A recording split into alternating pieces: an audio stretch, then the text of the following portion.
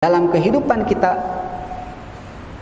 berbangsa dan bernegara dan beragama, hidup di negara kesatuan Republik Indonesia, khususnya dalam bidang pernikahan, negara sudah mengatur undang-undang pernikahan. Yang asalnya undang-undang pernikahan itu nomor 1 tahun 1974 direvisi oleh undang-undang nomor 16 tahun 2019. Apa tak Chan Pak? Tuh, negara geus ngatur. Naon perbedaannya apa? Antara undang-undang nomor 1 tahun 1974 dengan undang-undang tahun 2019 nomor 16. Perbedaannya, di undang-undang nomor 1 tahun 1974 pernikahan itu minimal, batas minimal usia nikah pengantin laki-laki 19 tahun, pengantin perempuan itu 16 tahun. Kenapa?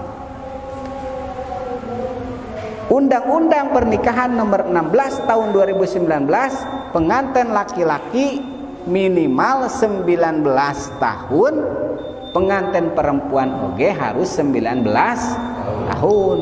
Jadi harus sama-sama 19 tahun. Matak tong kaget Pak.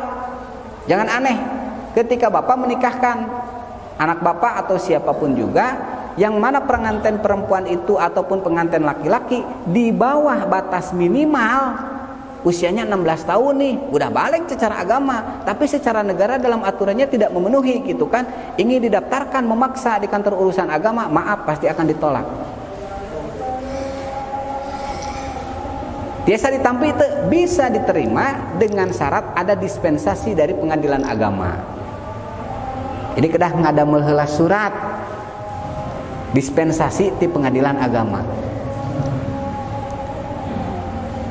Makanya Jati Bandung Hukum Islam dan juga Ketua MUI Jawa Barat, dalam pernikahan itu setidaknya harus ada 3 hal, memenuhi 3 kriteria.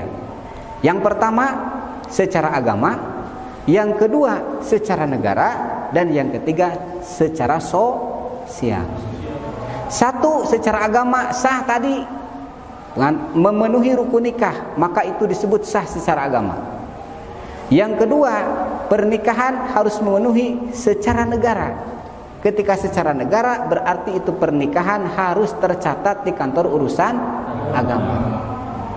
Mudah Pak, ketika misalkan dalam pernikahan itu kan pahitnya gitu kan, walaupun abghadul halal ilallah at-talaq.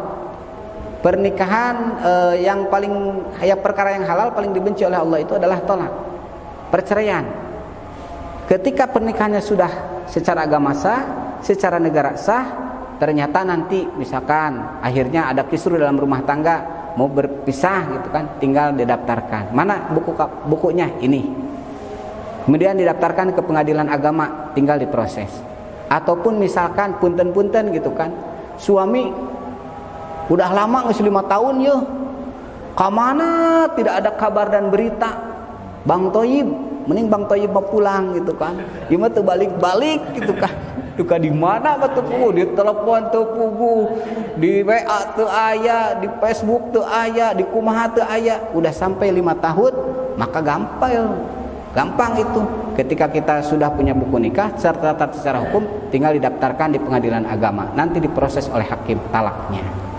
Tuh manfaatnya eta. Kemudian ketika memiliki murangkalih, memiliki anak, ketika tercatat itu gampang Pak. Kamu ayeuna kan syarat untuk mendapatkan akte itu harus ada surat nikah. Yang ketiga, pernikahan itu harus sah secara sosial.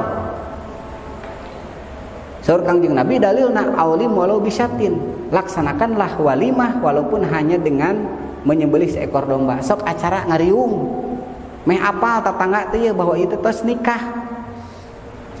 Secara agama sah, secara negara sah, tapi tetangga teu arapaleun bahwa eta tos sah gitu kan.